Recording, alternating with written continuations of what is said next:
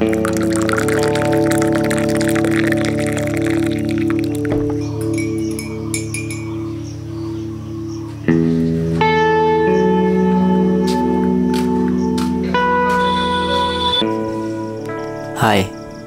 আমি ড্যানি। আর আমার পৃথিবী বলতে আমার কাজ, কিছু প্রিয় মানুষ আর পছন্দের কিছু জিনিস অবধি বেশিরভাগটা সীমিত। আর এর মধ্যে সব থেকে গুরুত্বপূর্ণ পার্ট হলো আমার পরিবার, আমার শক্তির মূল উৎস। তো আমরা সবাই মিলে খেতে বসেছি। এই যে মেজো, ছোট।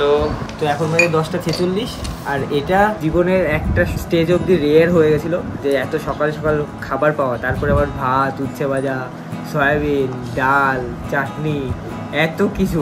তো বাড়িতে এসে এত সকালে ভাত পাচ্ছি, আর যদি এখন কলকাতা থাকতাম তাহলে এই টাইমে হয়তো চা বানাতে যেতাম, আর তারপরে রান্না শুরু হতে হতে 12:30 একটা বেজে যেত, কিন্তু শেষ হতে হতে 4টে 4:30 বেজে যেত। বাড়িতে 2 ঘন্টার মধ্যে রান্না কমপ্লিট, সব খাওয়া দাওয়া। আর ওখানে রান্না করতে গেলে কিসের জন্য 4 ঘন্টা 5 ঘন্টা লেগে যেত এখনো বুঝতে পারছি না। আর সেখানে হেড অফ দ্য ফ্যামিলি হলো ইনি, আমার বাবা, যে সারা জীবন তার অক্লান্ত পরিশ্রম আর অগাধ ভালোবাসা দিয়ে চেষ্টা করে যাচ্ছে সবাইকে আগলে রাখার। চা খেলাম, মুড়ি খেলাম।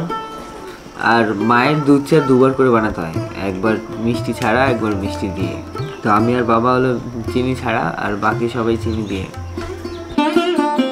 এরপরে আসে আমার মা, যে তার জীবনের পুরো সময়টাই উৎসর্গ করে দিয়েছে সবার চাহিদা, ইচ্ছা আর সব ধরনের অসম্পূর্ণতা পূরণ করার জন্য। তবুও সে হাসে সবার জন্য।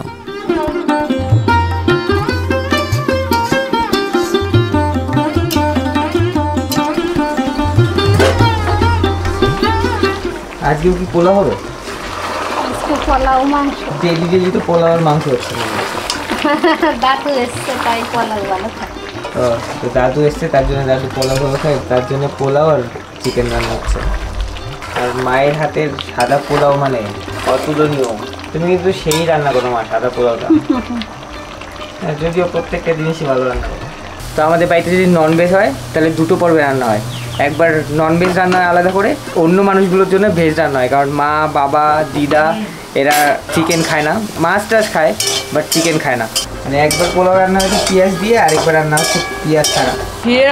সেরা মা তো মাংস খায় না, না খেয়েই এত সুন্দর সব কিছু দেয়, পরিমাণ মতো লবণ টবণ সব। পরে আমরা যে চা খাই, চা খালে পরে দেখি সব কিছু পারফেক্ট, খালি আমি খায়ের টেস্টটাই নিই, আর কোনো কিছু দিতে হয় না পরে। তো মা এখানে দিচ্ছে আকাশ পাপড়ির জন্য পোলাও আর চিকেন। এই দেখো তন্ময়দা আমাদের সোনামাকে কোলে নিয়েছে, আর তন্ময়দা কিন্তু এই বাড়িতে এসে সবার প্রথম তন্ময়দাই কোলে নিয়েছিল। হ্যাঁ, আর সবাই দেখে অবাক হয়ে গেছিল আমি এত ভালোভাবে কি করে নিতে পারছি। হ্যাঁ, কিন্তু ওর এখন হয়তো আমার কোলে এসে কষ্ট হচ্ছে। কি হলো বাবা, কি তোমাকে আমি কি মনে দিতে পারছি না? তো আমি ছোটটাকে যতবার দেখি ততবার মানে আমার মন তো একদম পুরো পিসফুল হয়ে যায়। আর সিরিয়াসলি বাচ্চাদের মধ্যে একটা আলাদা রকম শান্তি আছে, আমি ফিল করতে পারি আদর্শিনীকে ধরার পর, আদর্শিনীর কাছে যাওয়ার পর। আর শি ইজ সো কিউট, আমি জাস্ট বলে তো না যে ও কতটা কিউট। আমার দিদা, যে এখনও মনে করে সংসারের প্রতিটি কাজ তাকে ছাড়া অসম্পূর্ণ, তাই হাজারবার বারণ করলেও তিনি কাজ না করে থাকতেই পারেন না। নিজের বিশ্রাম তো দূরের কথা। ডাল রান্না করছি, উস্তে পারছি, তারপর শেষে আনে সোয়াবিন রান্না করবে, ডিম রান্না করবে। সবাই আমার নাতিপুতি বাড়ি আইছে, ওরা কলকাতা থাকে, ওরা আইছে তো সেই জন্য আর মা সব কিছু রান্না করতেছে।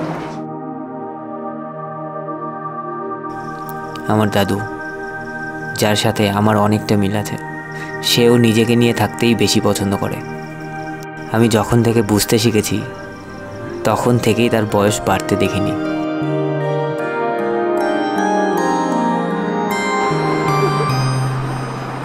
আমার মাসি, যার জীবনে দুটি সবচেয়ে গুরুত্বপূর্ণ জিনিস হলো টেলিভিশন এবং ওষুধ। সে তার জীবনের বেশিরভাগ সময়টাই কাটিয়ে দিয়েছে শারীরিক অসুস্থতা নিয়ে।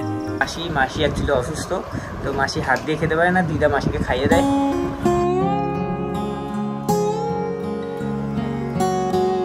আর আছে আমার দুজন সবচেয়ে কাছের মানুষ, আমার 2 ছোট ভাই। আমার মেজো ভাই, যে তার বেশিরভাগ সময়ই কাটায় বই এবং পড়াশোনা নিয়ে। আমাদের পরিবারের একমাত্র তথ্যকেন্দ্র, যার কাছে বিশ্বের সব খবর থাকে। কাজকাম কি আছে?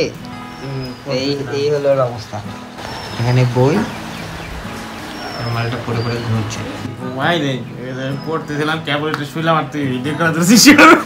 হ্যাঁ সেটাই, তুই শুনে আমার কাছে শুনে পড়িস না তখনই আসি, হ্যাঁ। শুয়ে থাকিস তখনই আসি। গাইস গাইস বলতে বলতে সাইড এফেক্ট হয়ে গেছে তো তোমার। দেখো গাইস, পাগল হয়ে গেছে গাইস। তুমি শুধু গাইস গাইস বলতে পাগল হয়ে গেছে।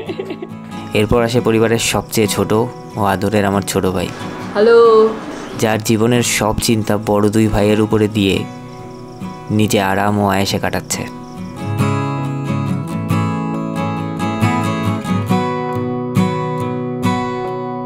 তো এই হলো আমার পরিবার, যেখানে সুখ দুঃখ হাসি কান্না সবই আছে, কিন্তু সবচেয়ে গুরুত্বপূর্ণ হলো আমরা সবাই মিলে এই সব কিছুকে ভাগ করে নিই।